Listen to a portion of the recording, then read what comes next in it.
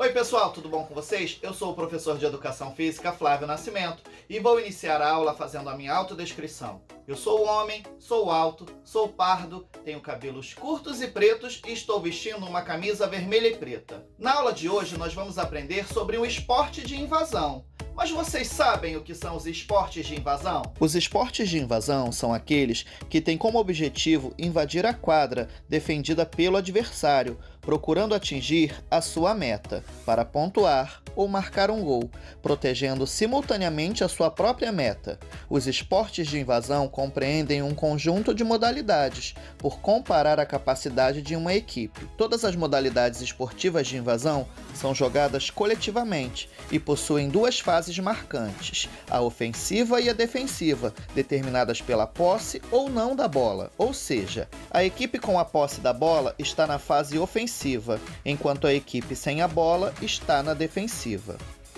Ofensivo: com a bola, atacar com a posse de bola coletivamente, finalizar no alvo do adversário.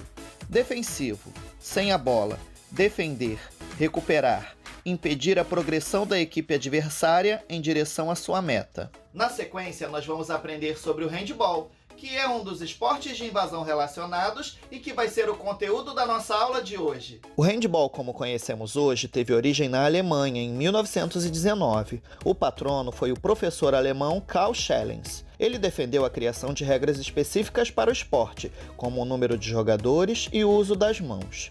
O primeiro jogo internacional foi em 1925, entre a Alemanha e a Áustria, no qual os austríacos venceram os alemães por 6-3. Em 1936, o handball estreou nos Jogos Olímpicos de Berlim e em 1939 aconteceu o primeiro campeonato mundial.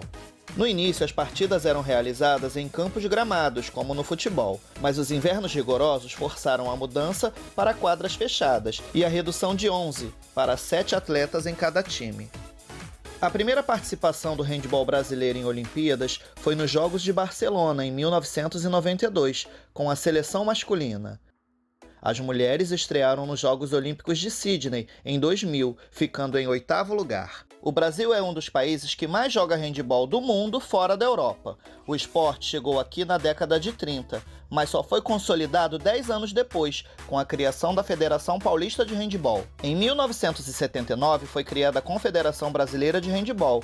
Este órgão é responsável por todas as partidas profissionais do esporte no Brasil. Em relação aos times, o handball feminino possui uma medalha de ouro nos Jogos Pan-Americanos de 1999 e em 2013 no Campeonato Feminino Mundial de Handball.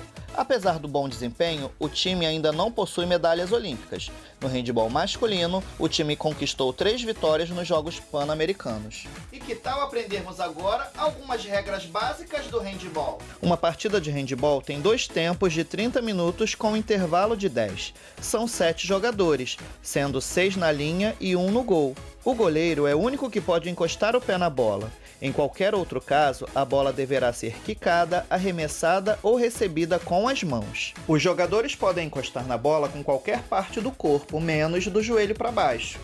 Se o jogador der mais de 3 passos ou ficar mais de 3 segundos sem quicar a bola no chão, ele perde a posse da bola. A área do gol fica entre a linha de fundo e uma linha de 6 metros, e apenas o goleiro pode ficar ali. Quando houver falta com chance clara de gol, é cobrado o chamado lance de 7 metros, uma espécie de pênalti. No handball, também existem cartões. O amarelo é uma advertência. No caso do vermelho, o jogador sai, mas 2 minutos depois o técnico pode colocar outro atleta na quadra. Há também uma punição específica de 2 minutos em que o jogador fica fora da quadra, mesmo sem ter levado o cartão. Já a expulsão definitiva é um recurso extremo, usado, por exemplo, em casos de agressão física. Handball só pode ser praticado na quadra, certo? Errado! Vamos conhecer agora o handball de praia, uma outra modalidade do handball. Conhecido como handball de areia ou handball de praia, é um esporte novo que foi criado em 1993 na Itália, sendo que também era muito praticado de modo semelhante na Holanda. Logo, esses países unificaram as regras que mais tarde foram aceitas na Federação Internacional de Handball.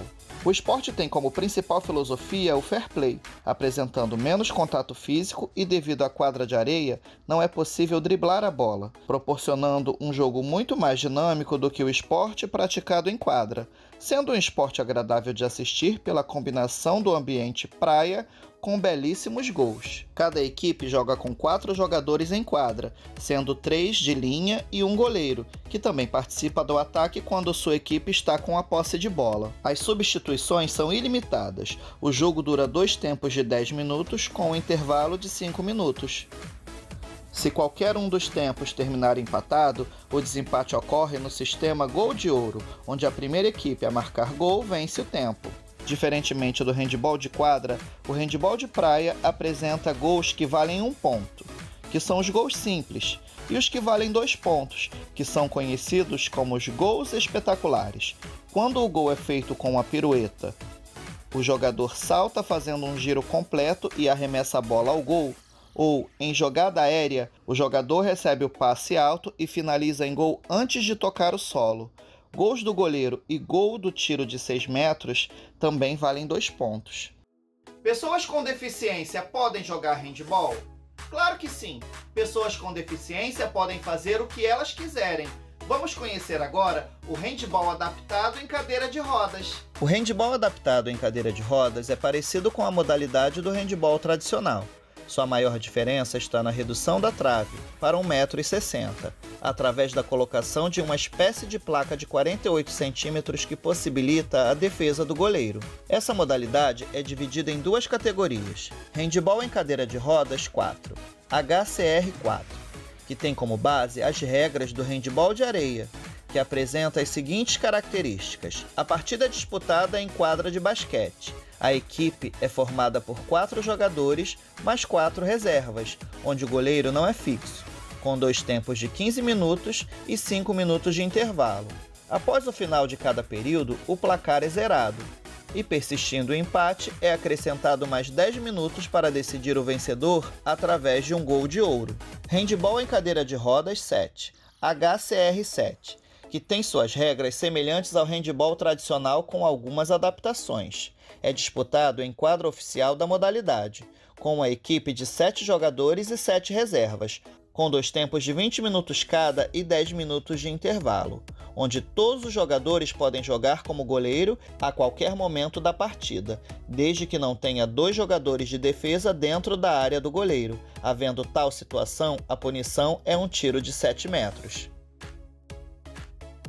E na sequência, vamos conhecer o handebol para pessoas com deficiência auditiva. Na modalidade, seguem-se as regras oficiais, sendo obrigatória a comprovação da surdez para todos os atletas. O handebol para pessoas com deficiência auditiva não faz parte das Paralimpíadas, pois não há necessidade de adaptações nas regras dos esportes, somente trocar o sinal sonoro por bandeiras para o árbitro.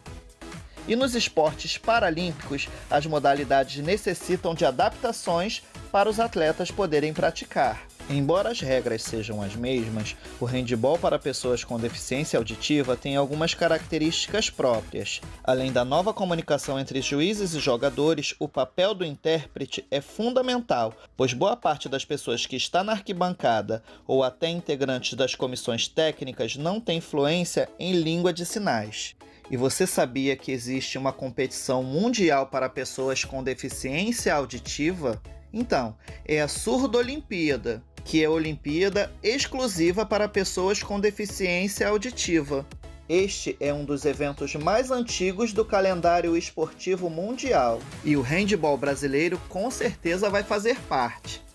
E aí, gostaram da nossa aula? Bastante interessante, não é? Aproveite e pesquise sobre outros esportes de invasão. Aproveito também para convidar o professor Ricardo de Artes Cênicas, que vem trazendo uma atividade bastante legal pra gente. Tchau, tchau. Até a próxima aula. Olá, tudo bem com você? Eu sou Ricardo Ferreira, professor de Artes Cênicas. Sou homem, tenho a pele clara, cabelos castanhos curtos, olhos castanhos, nariz médio e boca grande. Estou vestindo uma camisa cinza escuro e atrás de mim há uma estante com bonecos e livros. Na videoaula de Educação Física, vocês viram com o professor Flávio um esporte que utiliza as mãos. E hoje, na videoaula de Artes Cênicas, nós vamos ver uma categoria do teatro que também utiliza as mãos. É o teatro de bonecos. Vem comigo! O teatro de boneco é uma das expressões artísticas mais antigas da humanidade. Na pré-história, os homens se divertiam com as suas sombras, movimentando-as nas paredes das cavernas e brincando com as mãos, com os dedos, imitando formas de animais e de pessoas.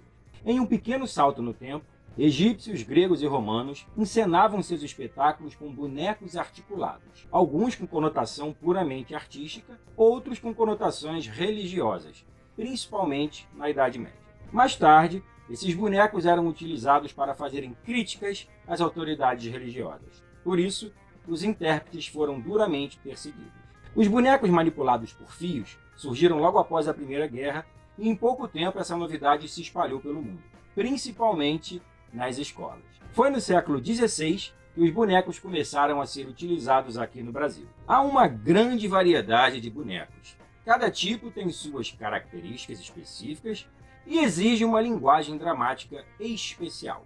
Alguns dos tipos mais importantes são fantoches, bonecos que possuem corpo de tecido, vazio, que o manipulador veste na mão, encaixando os dedos na cabeça e nos braços do boneco para movimentá-los. A figura é vista só da cintura para cima e geralmente não tem pernas. Para apresentá-los é interessante que o manipulador esconda o seu corpo, deixando à mostra apenas o boneco. Marionetes, bonecos controlados por cima, normalmente são movimentados por cordões ou fios que vão dos membros para uma cruzeta de controle na mão do manipulador.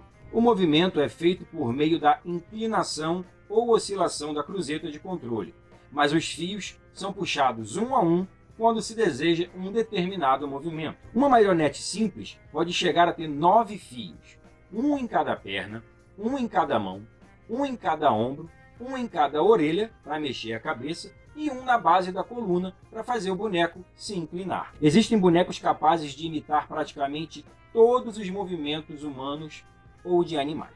Bonecos de vara.